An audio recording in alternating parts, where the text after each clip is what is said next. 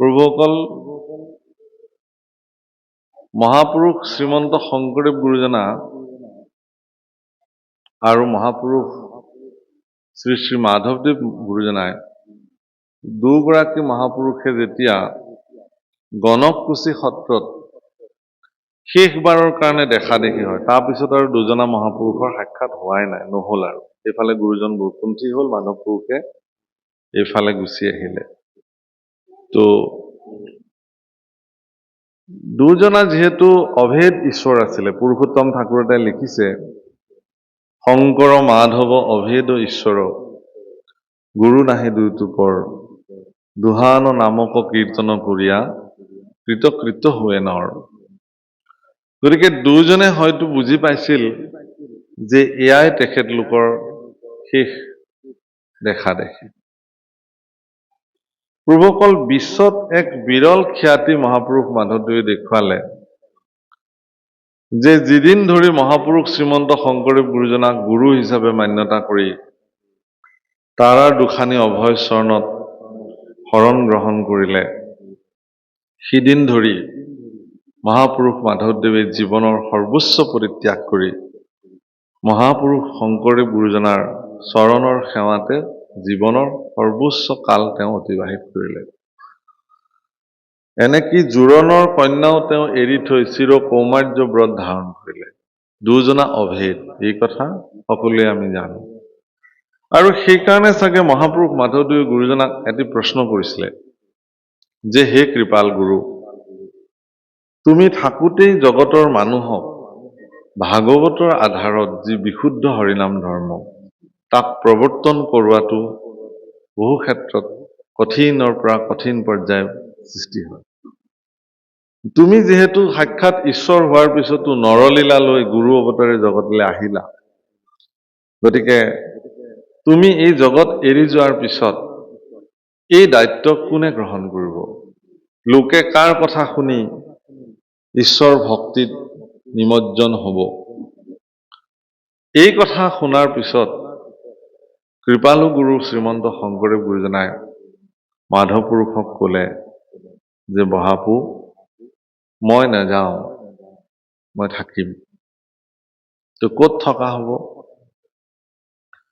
শুনিও মাধৱ মূৰ থাকিবা ৰথান, দশম কীৰ্তন মূৰ মূৰ্তিৰে সমান। মই দশম আৰু কীৰ্তনতেই থাকিম। মাধৱ পুৰুষে বোলে বৰ উত্তম। মই আকৌ ভয়ে খাইছিলো বিষয়টো। তুমি সাক্ষাৎ চৈতন্যৰূপে তোমাৰ বাংময় মূৰ্তিস্বৰূপ কীৰ্তন আৰু দশমতে তুমি থাকিবা। বোলে অকল ময়ে নহয়, তুমিও থাকিব লাগিব। ঘোষা নামে শাস্ত্ৰখানি তুমিও ৰচিবা, ৰত্নাৱলী ঘোষা মধ্যে তুমিও থাকিবা। গতিকে আজি ইয়াতে যি দশম ব্যক্ত হৈছে, এই দশম শাস্ত্ৰ মহাপুৰুষ শংকৰদেৱ গুৰুজনাৰ সাক্ষাৎ বাংময় মূৰ্তি, তেওঁ ইয়াত বিদ্যমান হৈ আছে। এইকাৰণে যে শ্ৰীমদ ভাগৱত শাস্ত্ৰৰ দ্বাদশ অধ্যায়ৰ ভিতৰত, দ্বাদশ স্কন্ধৰ ভিতৰত দশম স্কন্ধই এনেকুৱা এটা স্কন্ধ যে য'ত ভগৱন্ত পুৰুষৰ সমস্ত জন্ম কৰ্ম ইত্যাদিকে যিসমূহ লীলা মহাপুৰুষ ঈশ্বৰ পুৰুষে পৃথিৱীত সম্পাদিত কৰিলে, সেই সকলোসমূহ দশমত বৰ্ণন হৈছে। আৰু সেইকাৰণে যিহেতু সাক্ষাৎ ঈশ্বৰ পুৰুষেই শংকৰ স্বৰূপে জগতত আহিছে, গতিকে প্ৰকাৰান্তৰে আচলতে জগতৰ লোকক এই কথাটো প্ৰতিপন্ন কৰি থৈ গ'ল। প্ৰভুসকল মাধৱ পুৰুষে গুৰুজনাক চিনি পাইছিল। সেইকাৰণে এদিন নাৱেৰে ভটিয়াই গৈ থাকোঁতে গুৰুজনাৰ যি ৰূপ, সুন্দৰ ৰূপ, ত্ৰিভুৱন বন্দন দৈৱকী নন্দন, এই পদ তাত সেইদিনাখন মহাপুৰুষে ৰচনা কৰিছে, লিখিছে, ত্ৰিভুৱন বন্দন দৈৱকী নন্দন জোহৰি কংসক বৈৰী, জগজন তাৰণ দেৱ নাৰায়ণ শংকৰ সৌহি হৰি। গুৰুজনাই ক'লে বোলে অকণমান ঢাকি দিয়া, ইমান উন্মুক্ত কৰাৰ প্ৰয়োজন নাই। তুমি যি জানিছা জানিছা আৰু গুৰু বাক্য ৰাখি এই এই এই পদছোৱাত ঢাকি পেলালে। কেনেকে? ত্ৰিভুৱন বন্দন দৈৱকী নন্দন জৌহৰি মাৰল কংস জগজন তাৰণ দেৱ নাৰায়ণ শংকৰ তাকেৰি অংশ।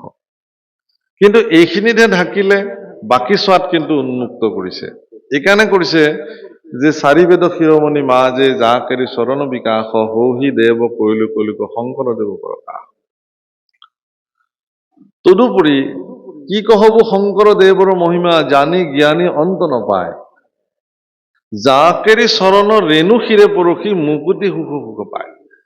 গতিকে মুকুতিৰ সুখ প্ৰদান কৰোঁতা বিশ্ব জগতত এগৰাকীয়ে আছে, তেওঁ হ'ল ঈশ্বৰ পুৰুষ স্বয়ং নিজে। কাৰণ প্ৰভুসকল আপোনাক সবে জানে যে ঈশ্বৰ পুৰুষক আমি এই কাৰণেই সৰ্বজ্ঞ ঈশ্বৰ বা সৰ্বশক্তিমান বুলি কওঁ যে অন্যান্য দেৱতাসকলৰ হাতত নথকা কেইটামান বিশেষ ক্ষমতা ঈশ্বৰ পুৰুষৰ হাতত আছে। তিনিটা বিশেষ ক্ষমতাৰে ঈশ্বৰ পুৰুষ ক্ষমতাশালী। এয়া কোনো দেৱতাক আজিলৈকে সেই দায়িত্ব ঈশ্বৰ পুৰুষে অৰ্পণ কৰা নাই। তাৰে প্ৰথম জনাই হ'ল তেওঁ কালৰ অধিকাৰী, ভগৱান কালৰ অধিকাৰী, মানে সময়ৰ তেওঁ অধিকাৰী। ঈশ্বৰ পুৰুষৰ ব্যতিৰেক ব্ৰহ্মা আদি কৰি কোনো দেৱতা কালৰ অধিকাৰী হ'ব নোৱাৰে। দ্বিতীয়তে তেওঁ মায়াৰ অধিকাৰী। ব্ৰহ্মা আদি কৰি জীৱ যত মায়া সজ্জা মাজে আছে ঘুমতি যায়। সকলোবিলাক মায়াৰ অধীনত আছে, কিন্তু মায়াৰ অধীশ্বৰ হিচাপে একমাত্ৰ জগতত প্ৰতিষ্ঠা লাভ কৰি থকা, প্ৰদৰ্শিত হৈ থকা ঈশ্বৰ পুৰুষৰ বাহিৰে কৃষ্ণ ব্যতিৰেকে বেলেগ নহয়। আৰু ৩ নম্বৰটো হ'ল তেওঁ মোক্ষৰ অধিকাৰী। অৰ্থাৎ কোনোবা এজন জীৱ সংসাৰ বন্ধনত যেতিয়া আমি চব জীৱবিলাকে বান্ধ খাই আছো, এই বন্ধনত থকা জীৱবিলাকক মুক্ত কৰি মোক্ষ প্ৰদান কৰাৰ অধিকাৰ কেৱল আৰু কেৱল ঈশ্বৰ পুৰুষৰ হাততে আছে, বাকী কোনো দেৱতাৰ হাতত নাই। এতেকেহে কৃষ্ণ ভজন্য। সেই প্ৰভুসকল, সেইকাৰণে দশম স্কন্ধ শুনিলে সাক্ষাৎ ভগৱন্তক শুনা যায়। দশম স্কন্ধ শুনিবৰ কাৰণে পৰম ভাগ্যৰ প্ৰয়োজন, পৰম কৃপা হ'ব লাগিব ঈশ্বৰৰ, তেতিয়াহে কোনোবাই দশম স্কন্ধ শ্ৰৱণ কৰিব পাৰে। ইমান মহিমাযুক্ত অধ্যায়। যি কি নহওক, সেই দশম স্কন্ধ আজি ব্যক্ত হৈছে। মহাপুৰুষ শ্ৰীমন্ত শংকৰদেৱ গুৰুজনাই দশম স্কন্ধ আৰম্ভণিতে কৈছে যে হৰিক স্মৰণে আৰম্ভৰ হৌক সিদ্ধি। ঈশ্বৰ পুৰুষক স্মৰণেৰে তেওঁৰ আৰম্ভণি সিদ্ধি হোৱাৰ কাৰণে প্ৰাৰ্থনা কৰিছে। প্ৰভুসকল, গুৰুজনাই সমস্ত লোকৰ কাৰণে কিছুমান আদৰ্শ থাপি থৈ গৈছে। দশম স্কন্ধৰ প্ৰাৰম্ভণিৰ এই পদ জনাৰ দ্বাৰা আমাক সকলোকে এটা কথাই কৈছে যে আমি আমাৰ দৈনন্দিন জীৱনৰ যি কাৰ্যই সম্পাদিত নকৰোঁ কিয়, সকলো কাৰ্য কৰাৰ আগতে ভগৱন্ত পুৰুষক স্মৰণ কৰি সম্পাদিত কৰিব লাগে। যি ব্যক্তিয়ে তেওঁলোকৰ জীৱনৰ সকলো কৰ্ম ভগৱানক স্মৰণ কৰি সম্পাদিত কৰে, সেই কাৰ্য অসিদ্ধি হোৱাৰ কোনো প্ৰশ্নই নুঠে। ভগৱানত সমৰ্পিত সকলো কৰ্মই আপোনাৰ জীৱনত সিদ্ধি হ'ব। তেনে সৎকৰ্ম সকলো ঈশ্বৰ সমৰ্পিত কৰি কৰিব লাগে। ইয়াত সেইকাৰণে আকৌ ডাঙৰ কথা কৈছে, দশম মহাভাগৱত কথা দশম স্কন্ধৰ বিৰচিলা পদ কৃষ্ণ কিংকৰ শংকৰ।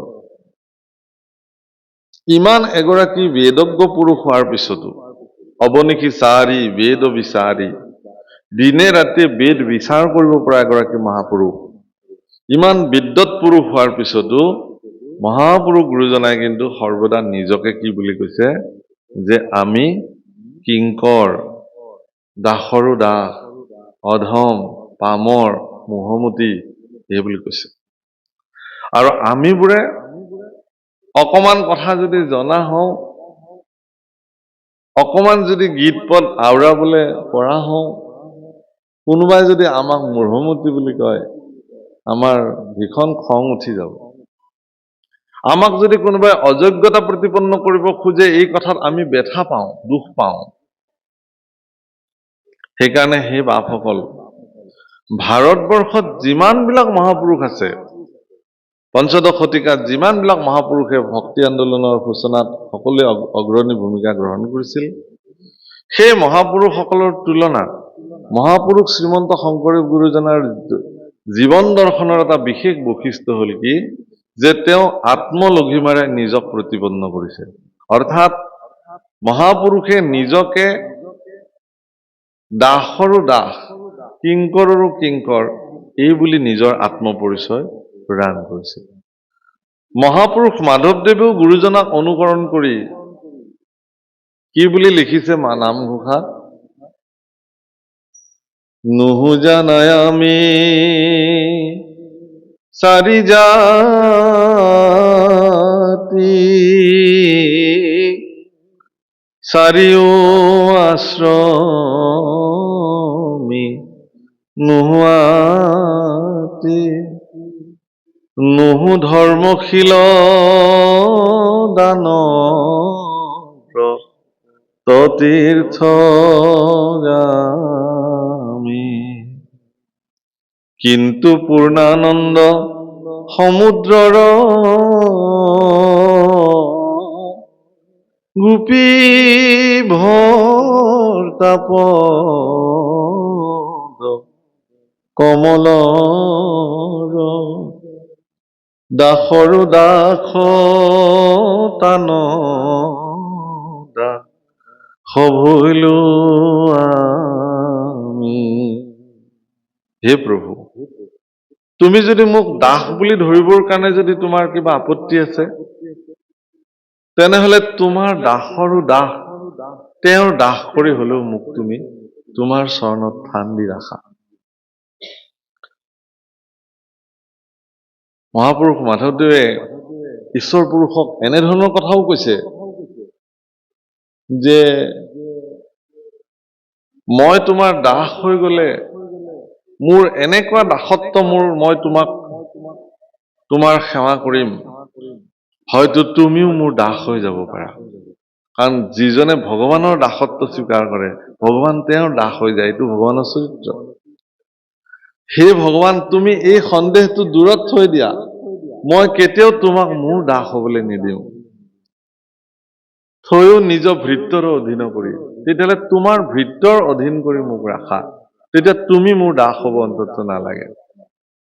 তোমাৰ ভৃত্যৰে মই ভৃত্য হব খোজো, তোমাৰ চাকৰৰ মই চাকৰ হব খোজো, তোমাৰ দাসৰ মই দাস হব খোজো।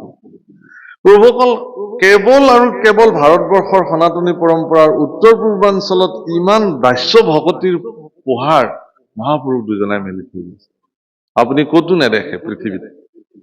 নিজকে ইমান দাসৰো দাস, ইমান নমনীয় ৰূপে ভগৱানক যে ভজিব পাৰি, এই নজিৰ ক'তো নাই। যদি মহাপুৰুষৰ এই আদৰ্শ শাস্ত্ৰসন্মতভাৱে যদি আমাৰ মানুহে মানি চলিলেহেঁতেন, তেতিয়াহ'লে আজি অসমত ধৰ্মক লৈ পেলাই ইমান অসহিষ্ণু পৰিৱেশৰ সৃষ্টিয়ে নহ'লে। মই আজি কিছুদিনৰ পৰা এই কথাটো কৈছো যে কি কাৰণত ধৰ্মক লৈ আমি ইমান অসহিষ্ণু হবলৈ গৈ আছো। সহনশীল ক্ষমতা আমাৰ নাই নেকি? কাৰণ আমি যিসকল গুৰু মানিছো, তেওঁলোক সহিষ্ণুতাৰ মূৰ্ত প্ৰতীক, পাৰাকাষ্ঠা বুলি ক'ব পাৰি। মহাপুৰুষ শংকৰ মাধৱ দুজনা সহিষ্ণুতাৰ পাৰাকাষ্ঠা, তাতকে আৰু কোনো নাই ইমান সহিষ্ণু। কৈছে নহয়, গুৰুজনাইতো এনেকে কৈছে যে যদি মোক কোনোবাই নিন্দা কৰে, সেই নিন্দুকসকলক যদি মই চিনি পালোহেঁতেন, তেতিয়াহ'লে তেখেতলোকক মোৰ ঘৰৰ সন্মুখতে নিবাসস্থল বনাই দিলোহেঁতেন। কেলেই? যে তেওঁলোকে মোক চাই থাকক, নিন্দাৰে মোক তুলা ধুনা দিয়ক, যাতে তেওঁলোকৰ নিন্দাত মই মোৰ বেয়া চৰিত্ৰ যদি কিবা আছিল, বেয়া যদি আছিল, সেইখিনি যাতে মই সংশোধন কৰিব পাৰো। অৰ্থাৎ নিন্দুকসকল দৰাচলতে উপকাৰী সজ্জনবিলাকৰ, কাৰণ তেওঁলোকে সজ্জনবিলাকক নিন্দা কৰি সজ্জনসকলৰ চৰিত্ৰত থকা বেয়া গুণসমূহ তেওঁলোকে উন্মুক্ত কৰে, আৰু সজ্জনে সেইবিলাক সংশোধন কৰি কৰি নিজক আৰু জুয়ে পুৰা সোণৰ নিচিনা চিকচিকীয়া কৰি তুলিবৰ কাৰণে এটা সুযোগ পায়। সেইকাৰণে গুৰুজনাই ইয়াত কৰজোৰে বোলো শুনা সবে সভাসদ মূঢ় হুয়া কৰো মহাভাগৱত।